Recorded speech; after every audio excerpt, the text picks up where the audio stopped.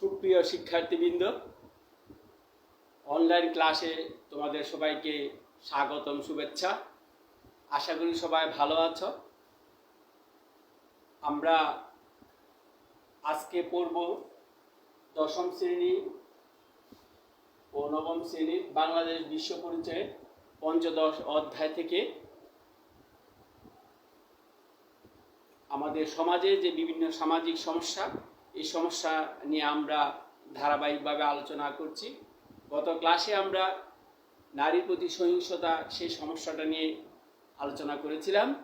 আজকে আমরা আলোচনা করব যে এই সহিংসতার নারীর প্রতি কী প্রভাব এবং কি কি এই সহিংসতা প্রতিরোধের জন্য কি কি আইন বাংলাদেশে বিদ্যমান রয়েছে, সেগুলো নিয়ে আমরা বিস্তারিত আলোচনা করব।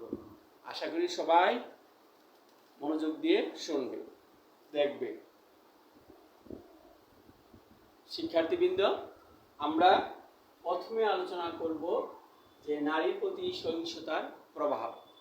যে নারীর প্রতি সহিংসতা অত্যন্ত জটিল এবং ভয়াবহ। যে এই সহিংসতার ফলে নারী শারীরিক ও মানসিকভাবে ক্ষতিগ্রস্ত হয়। নারী শারীরিকভাবে অঙ্গহানি ঘটে। অনেক সময় নারী আত্মহত্যা পর্যন্ত করে থাকে। সে স্বাভাবিক জীবনযাপনে তার ব্যাহত হয়। এমনকি আমাদের দেশে যে অর্থনীতি, তার পারিবারিক, সামাজিক এবং রাষ্ট্রীয় অর্থনীতির উপর বিরাট প্রভাব বিস্তার করে থাকে। তাহলে আমরা নারীর প্রতি সহিংসতার প্রভাব দেখলাম।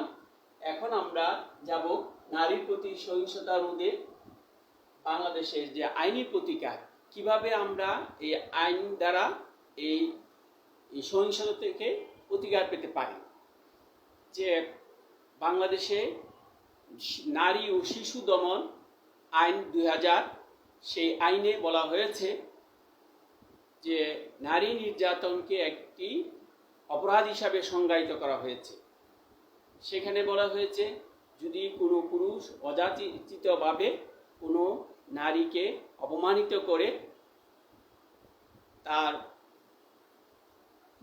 অশ্লীল অঙ্গভঙ্গি করে, এমনকি ইঙ্গিতের মাধ্যমে তার যৌন কাজ চরিতার্থ করার জন্য আচরণ করে, তাতেও সে অপরাধী হিসেবে গণ্য হবে এবং এর জন্য শাস্তি সর্বোচ্চ 7 বছর এবং সর্বনিম্ন 2 বছর, এমনকি অর্থদণ্ডে দণ্ডিত হবে।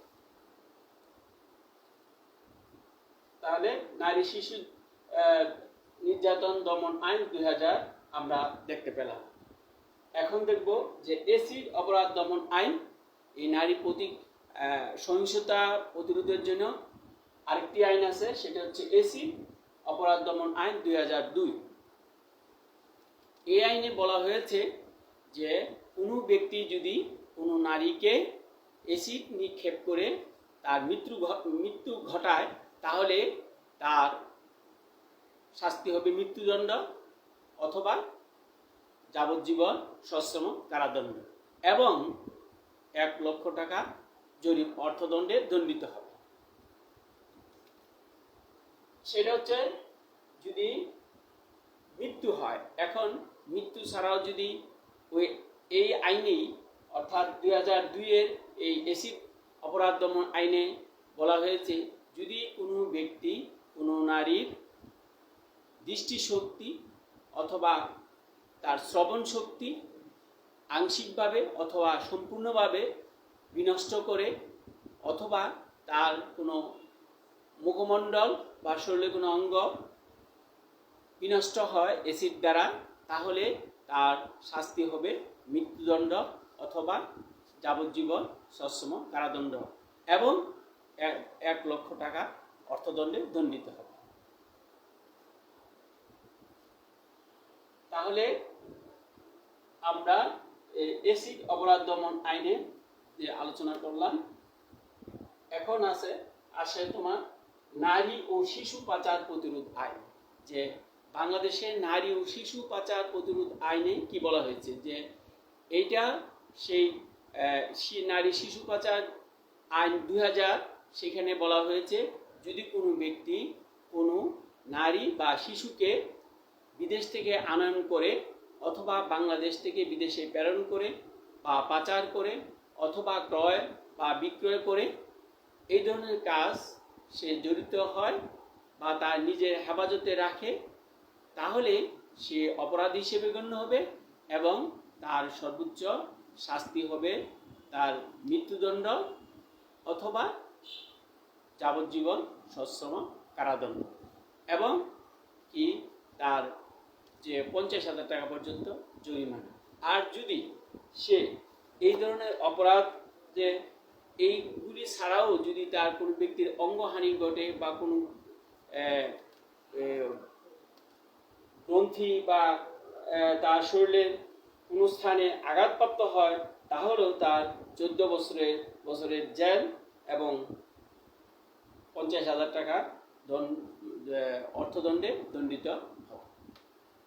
তাহলে আমরা দেখতে পাচ্ছি যে নারী সহিংসতার জন্য বাংলাদেশে পর্যাপ্ত পরিমাণে প্রচুর পরিমাণে আইন রয়েছে।